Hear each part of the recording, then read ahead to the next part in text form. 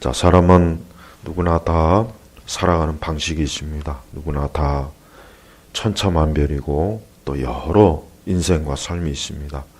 그러나 우리가 알아야 될 것은 인생은 딱 두 종류입니다. 두 종류예요. 우리 그리스도인들은 이 세상을 너무 복잡하게 볼 필요가 없어요. 물론 우리가 세상을 살아갈 때 바보처럼 살 필요는 없지만 너무 지나치게 세상을 쓸데없이 복잡하게 살 필요가 없습니다. 사실은 하나님 믿지 않는 사람들이야말로 이 세상에 대한 하나님의 통치와 하나님의 지배를 모르니까 세상이 복잡한 거예요. 그래서 여러분, 세상에 그 많은 사람들, 세상의 지식인이나 세상에 그 똑똑한 사람들이 그렇게 세상에 대해서 많은 얘기를 하지만 그렇게 맞는 말이 그렇게 없어요. 그래서 우리가 항상 성경을 통해서 세상을 보고 성경을 통해서 인생을 봐야 됩니다. 그러면 됩니다. 하나님은 하나님을 따르는 자에게 빛이 돼요. 빛이 됩니다. 하지만 하나님을 따르지 않는 자에게는 뭡니까? 그들은 어둠 속에 있어요. 어둠. 여러분, 어둠과 빛의 차이는 커요.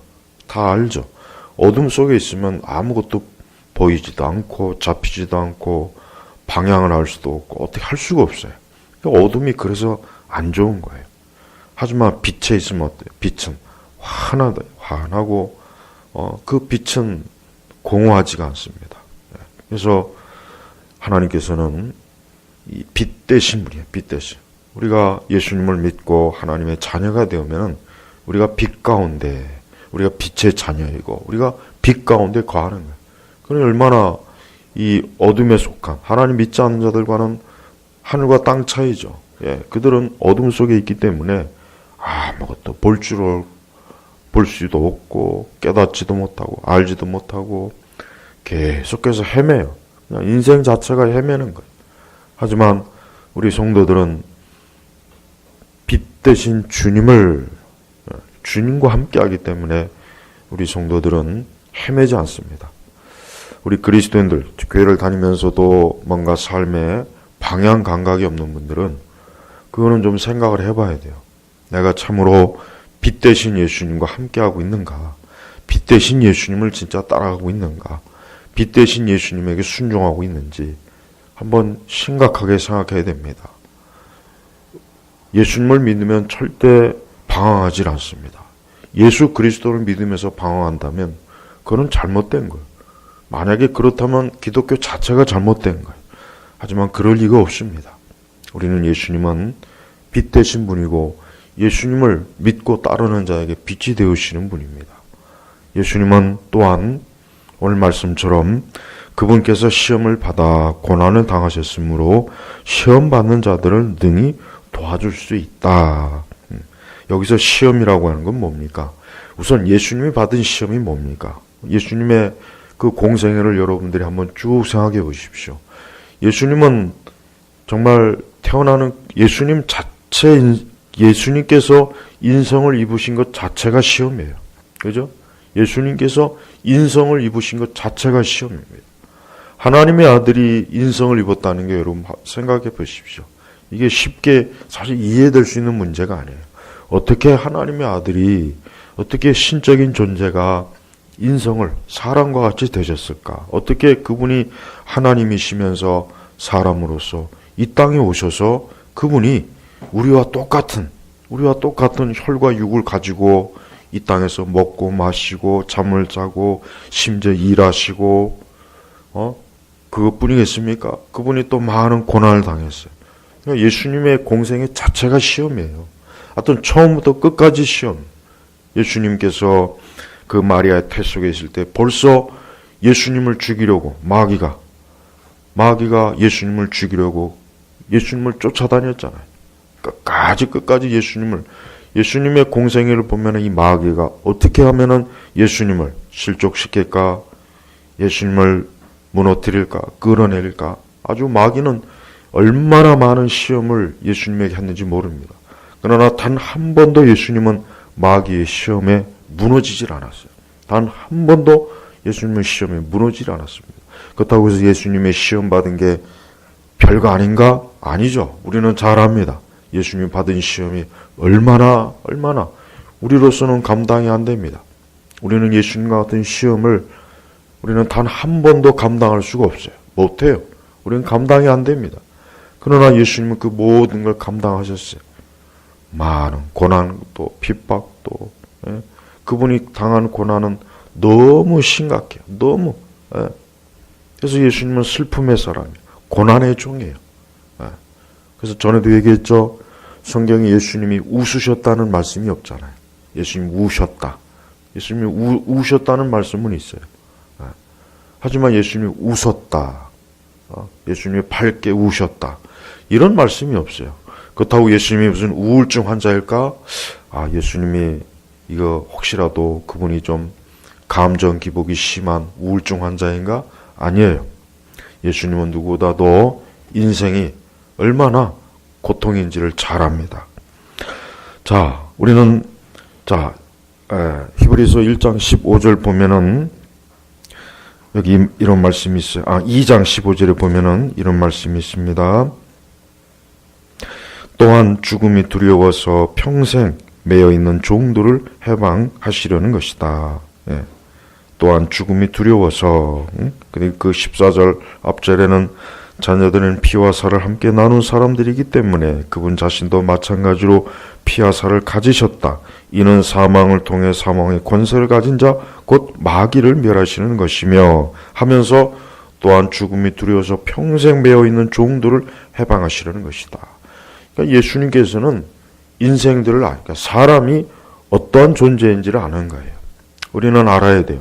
우리는 그리스도인들은 인생들이 얼마나 비참하고 죄에 매여 있고 종노릇하고 죽음이 두려워서 형벌이 두려워서 그러니까 인생들은 정말 비참한 거예요. 그러니까 이 땅에 태어나는 걸 우리는 아이가 태어나면 축하하죠. 아이가 태어나면 축하해요.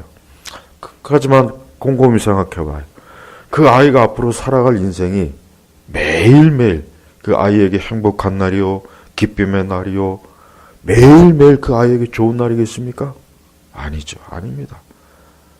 누구라도, 어떠한 인생이라도 그 아이 앞에 있는 인생의 길은 많은 고통과 슬픔과 실패와 어려움과 괴로움과 슬픔과 그리고 끝은 뭡니까? 죽음이잖아요. 죽음이란 말. 자, 불교의 석가가 석가 일생에 대해서 보면 석가 일대기를 보면 알겠지만은 여러분 그 석가 그 전에는 석가가 아니죠. 근데 그가 이제 왕궁에 있을 동안 그는 왕궁에서 뭐 부족함이 없이 뭐 정말 모든 것을 다 아주 원하는 그런 삶을 살다가 어느 날 그가 왕궁 바깥에 나가서 그만 그 뼈 빠지게 일하는 농부들을 보고 죽어가는 생명들을 보면서 거기에서 굉장히 인생에 대한 심각한 의문을 가진 거예요. 왜 사람이 저렇게 되어야 되는가? 왜 사람이 저렇게 죽어야 되고 고생을 해야 되고 괴로움을 당하고. 저는 그래서 한편으로 불교는 다른 건 몰라도 적어도 불교가 인생에 대해서는 진지하게 생각하는 종교는 맞아요. 그거는 맞습니다. 난 솔직히 생각해서 우리 기독교야말로 인생을 정말 진지하게 생각하는 종교인데 내가 요즘이 아니라 우리 시대 복음주의 교회들을 보면은 그렇게 안 보는 것 같아요. 인간의 삶이 얼마나 너무 삶을 가볍게 봐요. 가볍게. 여러분 삶이 그렇게 가벼운 게 아니란 말이에요. 근데 불교는 사실 상당히 인생을 심각하게 봅니다. 인간의 삶을 굉장히 심각하고 인생에 대해서 굉장히 물론 철학적인 것이지만 아주 깊이 있게 보는 면이 있어요. 그거는 우리가 알아야 돼요. 근데 사실 우리는 기독교야말로 인생에 대해서 그 어떤 다른 종교보다도 인생에 대해서 가장 명확하고 본질적으로 아는데 이건 우리 시대 기독교는 이거 인간의 삶이 무슨 뭐 흥미요 재미요 이건 너무 심각해요. 우리 시대 기독교는 내가 볼 때는 이건 기독교가 아니야. 유쾌한 종교. 춤추고 노래하고 박수치고 그래가지고는 안 됩니다. 그런 면에서 이 불교는 내가 불교를 찬양하는 게 아니에요. 보십시오. 석가모니가 그 청소년 시절에 엄청난 인생에 대한 뭔가, 도대체 왜 사람이 태어나서 고생하다 결국은 왜 죽어야 되느냐. 이게 그가 결국은 어때요? 그가 출가를 해서 오랜 동안 자기 나름대로 방식대로 고행을 하고 뭔가 인생의 문제를 풀려고 했던 거 아니에요.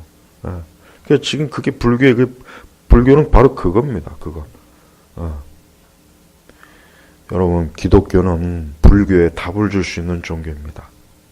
예수님이야말로 인생이라고 하는 게 얼마나 많은 고통과 비참함과 괴로움과 결국은 인생은 뭡니까? 죄 때문에 형벌을 받고 끝나는 게 인생이에요. 어느 누구도 거기에 피해 나갈 수가 없는 거예요. 바로 그런 인간의 현실 때문에 하나님께서는 이 땅에 예수님을 보내신 거예요. 그래서 17절에 보면 정확하게 이런 말씀이 나옵니다. 그러므로 그분은 모든 일에 형제들과 똑같이 되셔야 했으며, 똑같이. 여기에서 이제 불교와 기독교는 전혀 다른 거예요. 예. 석가는 자기 나름대로 진지하게 인생에 대해서 뭔가 생각했지만, 그러나 그는 전혀 그를 따르는 추종자들이나 그 자신조차도 궁극적으로 해결은 하진 못했습니다. 근데 예수님 보십시오. 형제들과 똑같이 되셔야 했으니 이는 하나님의 일에 인내하시고 신실한 대제사장이 되어 백성의 죄를 속죄. 이게 기독교의 가장 핵심이 뭐냐면 속죄예요. 예. 그분은 우리를 대신해서 그분이 죽으신 거예요. 형벌을 받으신 거예요. 이게 속죄란 말이에요. 이 대리 속죄. 우리가 마땅히 받아야 될 모든 저주와 진노를 어때요? 예수님이 다 담당하신 거예요. 석가는 그러지 못했어요. 그러나 예수님은 그렇게 하셨어요. 그분이 왜 대제사장이 되어 백성의 죄를 왜 속죄했겠습니까? 아까 읽었잖아요. 죽음이 두려워 평생 배어있는 종들을 해방시키는. 또 이 마귀의 역사. 이와 같은 것들을 예수님께서 어때요? 단번에 십자가에서 어때요? 그분이 우리를 대신해서 피 흘리시고 고난당하시고 죽임을 당하시고 그분이 속죄한 거예요. 그분이. 여러분, 이 기독교의 속죄는 가장 중요한 겁니다. 다른 건 몰라도 이 속죄에 대해서, 이 대속에 대해서는 알아야 돼요. 바로 그런 분이 그분께서 시험을 받아 고난을 당하셨으므로 시험 받는 자를 능히 도와줄 수 있다. 여러분, 예수님은 우리의 모든 것이 되셔요. 여러분 잘 생각해 보십시오. 우리 기독교는 단순히 사람들을 위로하고 괜찮아 걱정하지 마. 별 문제 없어. 조금 있으면 기분 좋아질 거야. 괜찮아. 그게 아니에요. 기독교는 그 정도 수준이 아닙니다. 기독교는 나를 위해서 죽으신 분이 있어요. 누구십니까? 예수님이에요. 나를 위해서 피 흘리시고 고난당하시고 나와 똑같이 바로 그분이 나와 동일한 시험과 고난을 당했습니다. 그러니 당연히 어때요? 시험 받는 자를 능히 도와줄 수 있다. 누구라도 이 말씀을 깨닫는다면 인생의 모든 짐들이 그냥 한순간에 다 사라져버려요. 얼마나 많은 사람들이 예수님 하신 말씀대로 수고하고 무거운 짐진 자들아 다 내게로 오라. 여러분, 이 세상에 어떠한 위인이나 어떠한 대단한 사람이 그런 담대한 말을 한 적이 누가 있습니까? 석가도 그렇게 못했어요. 석가도 죽을 땐 자기 제자들에게 그런 말을 못했어요. 이 땅에 어떠한 대단한 철학자, 어떠한 대단한 지식인, 그 어떠한 종교의 교주가 다 내게로 오라. 누가 그랬습니까? 설령 그런 말을 한다 해도 가봐야 거기 아무것도 없어요. 그러나 예수님은 수고하고 무거운 짐진 자들아 다 내게로 오라. 왜? 시험 받는 자들을 능히 도와줄 수 있는 거예요. 제발 우리 그리스도인들이 자신의 모든 것들을 주님이 능히 도우실 수 있다는 것을 좀 깨달아야 됩니다. 단순히 그냥 우리에게 닥치는 어려운 일만 주님에게 아닙니다. 우리 마음에 깊이 있는, 인간의 마음속에 깊이 있는 고통과 괴로움과 시험과 모든 것들을 주님이 능히 도우실 수 있는 거예요. 그러므로 우리는 그분 앞에 나와야 됩니다.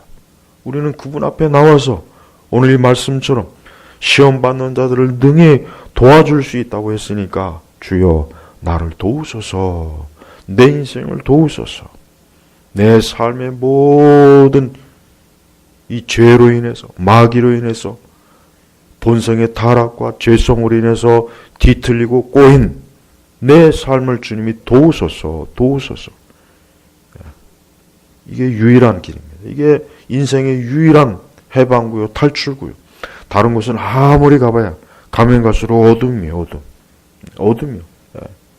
사람들은 자기 살 길을 찾으려고 무수한 길로 막 달려가요. 보면 그래요. 인생들이 자기 살 길을 찾아서 무수하게 달려가요. 하지만 가면 갈수록 어둠이야. 가면 갈수록 더 어둠으로 갑니다. 더 어둠으로 갑니다.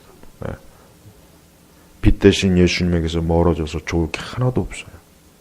누구라도 그리스도 예수 앞에 나오면은 다 주님이 능히 도우셔요.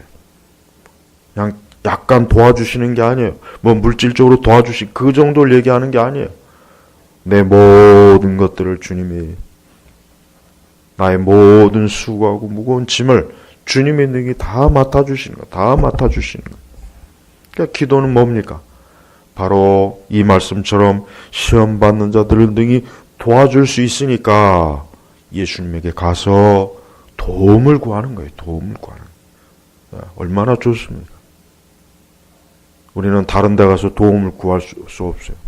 도와달라고 해봐야 우리를 진짜 도울 수 있는 존재는 세상에 아무도 없습니다. 아무도 없습니다. 다 도울 수가 없어요. 도울 능력이 없는 거예요. 그러나 하나님의 아들 예수 그리스도는 여기 보니까 능이라 그래요. 능히 그냥 도와주는 게 아니에요. 전능한 능력으로 도와줄 수 있다. 그래서 도와줄 수 있다. 우리가 기도할 때 하나님 앞에 나올 때는 우리 주께서 능히 도우실 수 있다는 믿음을 가져야지, 그냥 기도로 그저 한번 하고서 아유 기도 한번 했지 그렇게 하면 안 됩니다. 기도라고 하는 것은 담대한 믿음과 확신을 가지고 하나님 앞에 나오는 거예요. 그래서 오늘 말씀처럼 시험을 받는 자들, 그분 자신이 시험을 받았어요. 고난을 당했어요. 그분은 우리의 모든 시험과 고난을 다 이해하셔. 다 이해하시고 다 하셔. 다 겪어보셨어요. 그래서 시험 받는 자들을 능히 도와줄 수 있다. 도와줄 수 있다. 도와줄 수 있다. 단정을 한 거예요. 도와줄 수 있을지 모르겠다. 어떤 건 도와줄 수 있고 어떤 건 도와줄 수 없어. 이게 아니야. 능히 도와줄 수 있다. 우리 성도들은 자신의 정신적인 거, 육체적인 거, 자신의 물질적인 거, 자신의 삶의 모든 시험거리들을 다 예수님 앞에 가지고 나와야 돼. 예수님 앞에 다 가지고 나오면은 능히 예수님께서 도와주십니다. 도와주십니다. 그러한 믿음을 갖지 않고 나오지 않으니까 도움을 받지 못하는 거예요. 절대 불신앙 갖고 기도하면 안 됩니다. 믿음을 가지고 기도해야 돼요. 믿음을. 그분은 신실한 대제사장이 있어요. 그러니까 믿을 만한 대제사장이, 믿을 수 있는 분이, 유일하게 믿을 수 있는 분은 예수님밖에 없어요. 다른 건 믿을 수 없어요. 다른 건 절대 못 믿습니다. 여러분은 그리스도 외에는 다른 건 믿으면 안 돼요. 세상을 믿어도 안 돼요. 정부를 믿어서도 안 돼요. 국가를 믿어서도 안 되고, 사람을 믿어서도 안 되고, 아무것도 믿어서는 안 돼요. 그러나 신실한 대제사장 되시는 예수님은 믿어야 돼요. 예수님은 믿어야 돼요. 예수님을 믿고 그분 앞에 나올 때 그분은 능히 우리의 모든 시험거리들을 능히 도와줄 수 있다. 능히. 우리를 괴롭히는 많은 일들, 우리의 정신과 마음을 혼란하게 하는 것들, 우리의 삶을 자꾸 꼬이게 하는 것들, 우리를 괴롭히는 것들, 우리를 자꾸 우리의 인생을 자꾸 혹시라도 진흙탕길로 이끄는 것들이 있습니까? 그리스도 앞에 가지고 나오면 됩니다. 예수님이 얼마나 그 주변에 원수들이 가득했잖아요. 예수님 주변에 원수들이 가득했어요. 예수님을 잡아 죽이려고 하죠. 예수님을 모함하려고 하죠. 예수님을 아주 시기 질투하죠. 온통 예수님 그 주변에 그런 자들만 잔뜩 있었어요. 그러나 주님은 위에 계신 하늘에 계신 하나님 아버지를 늘 바라보며 그분을 의지해서 그 공생의 사역을 다 담당하셨습니다. 다 담당하셨어요. 그래서 그분은 능히 그 고난을, 죽음과 사망을 이기셨어요. 그리고 결국 부활하셔서 승리하셨습니다. 이게 기독교예요. 이게 기독교. 그러니까 기독교는 무너지지 않습니다. 이 세상이 아무리 기독교를 짓밟으려고 해도 기독교는 무너지질 않아요. 오히려 그 기독교를 무너뜨리려고 하는 자들이, 그 세력들이 다 무너지게 돼 있어요. 다니엘서에 나오는 것처럼 큰 돌, 기독교를 무너뜨리려고 했다가는 오히려 기독교에 무너집니다. 하나님께서 우리의 이 믿음과 우리의 신앙의 반석이 되시, 그분이 우리의 반석이 되시니까 누구도 그 반석을 어때요? 무너뜨릴 수 없는 거예요. 똑같이 하나님을 믿는 주의 자녀들도 마찬가지입니다.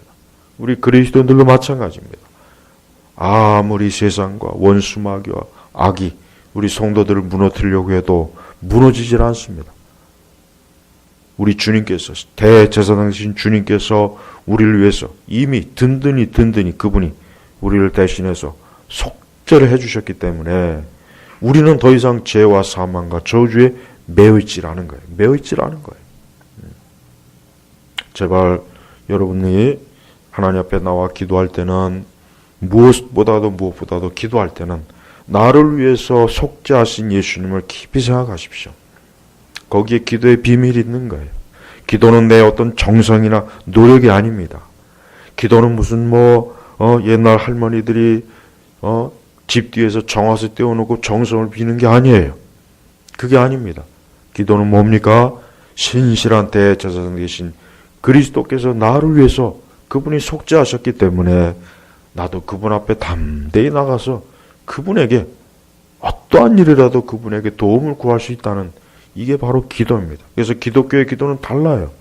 다른 종교도 기도해요. 불교도 기도가 있고 다 기도가 있습니다. 그러나 기독교의 기도는 그거하고는 차원이 다른 거예요. 다른 기독교에는 속죄가 없어요. 거기엔 피가 없습니다. 그 기도하는 자들을 위해서 죽은 속죄자가 없단 말이에요. 하지만 우리는 누가 계십니까? 예수님이 계셔요. 예수님이 계시기 때문에 우리는 어때요? 이 그리스도를, 예수님을 통해서 우리는 모든 것들이 우리의 인생의 모든 것들이 다 해결되는 거예요. 어느 누구라도 좀 예수님 앞에 나오면 좋습니다. 아무리 무너진 인생도, 아무리 그냥 막다른 골목에 있는 인생도, 이제 끝났다고 하는 인생도, 이젠 더 이상 어떤 기회가 없다고 하는 인생도 예수님 앞에 나오면 다 예수님께서 건져내시요. 다 건져내시고 지켜주시고 인도하시고 이끌어주시고. 그러니까 성도는 이런 것을 분명히 믿고 아는 성도는 낙심을 하지 않습니다. 어떤 일에도 낙심하거나 절망을 하거나 우울해하거나 캄캄해하거나 그러질 않아요. 왜? 예수님이 계시니까. 그리스도께서 계시니까. 예수님이 나를 위해서 속죄해 주신 그분이 계시는데 무엇이 우리를 어둠 속에 우리를 가둬놓겠습니까? 못 가둬놓는, 안 됩니다. 이래서 기독교는 다른 겁니다.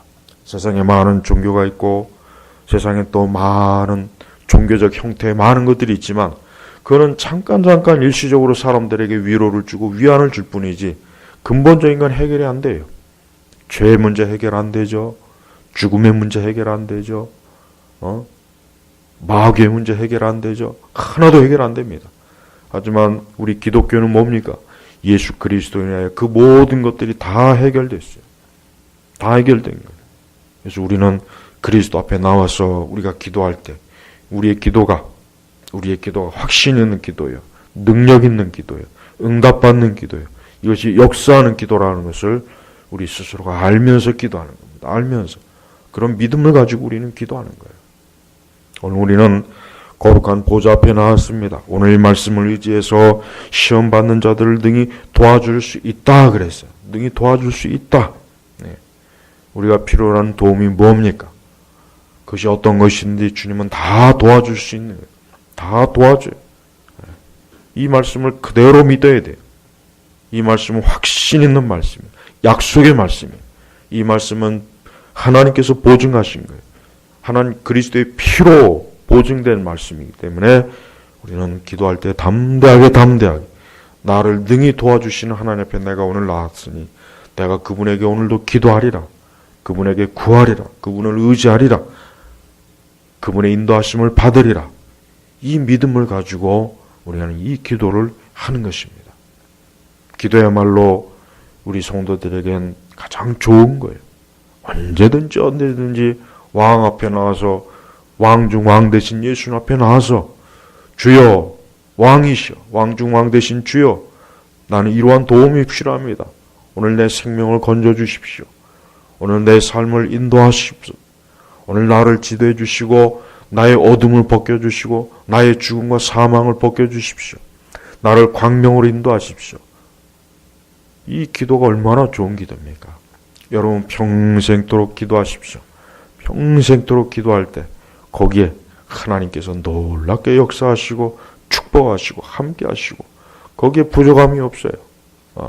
기도는 하면 할수록 위에서부터 내리는 것이 많습니다. 기도가 끊기면은 그때부터 끊기는 거예요. 기도가 끊길 때 모든 게 다 끊기는 거예요. 하지만 기도를 하고 있으면은 끊임없이 위에서 하나님께서 계속해서 우리가 살아가는 모든 것들을 풍성하게 계속 내려주셔. 이게 우리 믿는 자들이 받는 복이에요. 이게 오직 약속의 자녀들만 받는 복입니다.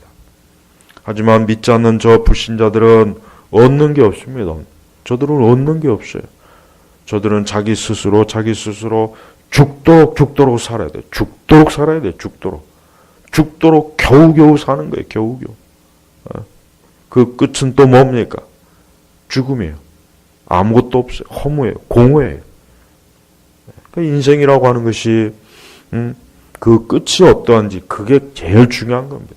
그 끝이 영광의 문으로 영광의 빛으로 들어가는지 그 끝이 어둠 속으로 들어가는지 그 끝이 정말 중요한 것입니다.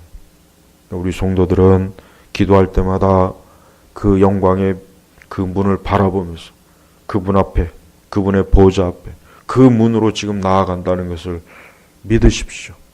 오늘도 기도할 때 우리를 도우십니다. 우리에게는 하나님의 도움이 많이 필요해요. 많이 필요한 것이 아니라 절대적으로 필요해요. 하나님이 돕지 않으면은 아무도 나를 안 도와요. 어제 에스더에 봤죠? 에스더서. 보십시오. 하나님께 기도하니까 하나님께서 모든 걸 섭리하시잖아요. 왕이 잠을 자지 못해서 갑자기 왕의 실록을 읽게 되고 거기에서 그 에스더의 삼촌의 한 일을 깨닫게 되고 얼마나 거기에 놀라운 일이 많습니까? 얼마나 거기에 하나님의 섭리의 역사가 있지 않습니까? 그러니까 하나님의 섭리는 지금도 기도하는 자들에게 계속해서 유리하게 인도하세요. 그러니까 기도하는 사람을 이기질 못합니다. 아무리 지혜가 많고 지식이 많고 재주가 좋아도요. 기도하는 사람은 못 이겨요. 왜 못 이기냐? 다른 게 아니라 하나님께서 그를 도우시니까 어쩔 수가 없는 거예요. 이 땅에는 수많은 사람이 도와봐야 소용이 없어요. 하나님이 돕지 않으면 안 돼요. 안 됩니다. 그러니까 기도하는 사람은 이기질 못합니다. 기도하는 사람이 한 제국을 이기는 거예요. 기도하는 사람이 온 세계를 뒤집는 겁니다. 기도하는 사람이 모든 것들을 하나님의 섭리 가운데서 어때요? 이겨내요. 그래서 우리는 이 기도가 얼마나 우리에게 있어서 든든한 토대요, 배경이 되는지 알아야 됩니다. 이런 걸 모르니까 교회를 다니는 사람들도 보면은 하나님 앞에 나와서 이러한 도움을 주님 앞에 나와서 도움을 구할 생각 안 하고 다른 데 가서 도움을 구하려고 하잖아요. 아니요. 그렇게 하지 마세요. 그것은 우리의 믿음을 부끄럽게 여기는 것이 하나님 앞에 나오면 됩니다. 그분은 자기를 믿고 자기를 따르는 자들에게 절대로 부끄러움과 수치를 주질 않습니다. 오히려 하나님을 믿고 하나님을 따르고 기도하는 자에게 하나님께서 영광을 보여주십니다. 우리는 그러한 믿음을 가지고 실제로 그렇다는 것을 여러분 깨닫고 기도를 해야 되는 것입니다. 오늘 우리가 이 둘째 날 기도할 때 오늘 말씀처럼 그분께서 시험을 받아 고난을 당하셨으므로 시험 받는 자들을 능히 도와줄 수 있다 하는 이 말씀을 여러분 이 말씀을 붙잡고 오늘도 기도할 때 여러분들에게 어떤 도움이 필요합니까? 그 도움이 어떠한 것이든지 다 예수 그리스도 앞에 가지고 나오셔서 주여 이 모든 일을 능히 도와줄 줄 믿습니다. 확신을 가지고 하나님 앞에 기도하고 구할 때 거기에 하나님의 반드시 역사가 있습니다. 오늘 이 둘째 날 우리의 기도가 헛된 기도가 아니고 오직 그리스도의 속죄에 기반한 기도이니까 우리의 기도는 반드시 열매를 맺고 그 기도 속에서 하나님의 영광이 나타날 것을 확신합니다. 기도하겠습니다. 하나님 아버지 감사합니다. 오늘 우리 2월달 기도의 둘째 날입니다. 아버지 하나님께서 오늘도 이 자리에서 하나님 아버지 앞에 기도할 때 오늘 이 말씀처럼 능히 도우실 수 있는 우리 주 예수 그리스도의 권능과 지혜와 능력으로 저희가 살아나가게 하소서. 감사하며 예수님의 이름으로 기도 올렸습니다. 아멘.